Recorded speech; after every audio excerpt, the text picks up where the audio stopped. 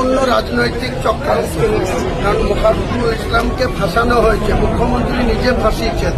কারণ যদি মুথাবাড়ি কাণ্ডে সে থাকতো তাহলে তাকে মুথাবাড়ির পুলিশের ওসি কেন গ্রেপ্তার করলো না, ওখানকার এসপি কেন গ্রেপ্তার করলো না, কেন তাকে ওই নর্থ বেঙ্গলে একটা এয়ারপোর্টের কাছে সে তার অ্যাডভোকেটের কাছে যাচ্ছিল, সেখান থেকে তাকে সিআইডি গ্রেপ্তার করলো। এটা পুরো প্ল্যান মুসলমানদের ভালোবাসার নামে মুসলমানদেরকে দমন করার নীতি নিয়ে মমতা ব্যানার্জি চলছে। এর খেসারত মুসলমানরা আগামী ভোটেই মালদা সহ গোটা বাংলার মানুষ মমতা ব্যানার্জিকে দিবে, মুসলমানরাই দিবে। এ ধরনের নিন্দনীয় কাজ, এটা আমি চরম নিন্দা করছি।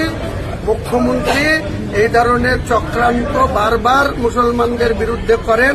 তাই যেহেতু মুখাররুল একটা ভালো বক্তা, সে ন্যায়ের পক্ষে লড়ে, মুসলমানদের হয়ে কথা বলে, তাকে গ্যারেজ করে মমতা ব্যানার্জি নিজের পায়ে কুড়ুল নিজে বেঁধেছে। হিন্দুদের ভোট দিতে হবে, কারণ বিজেপি হিন্দুত্ব করছে, মুসলমানরা সরে আসছে মমতা ব্যানার্জির কাছে।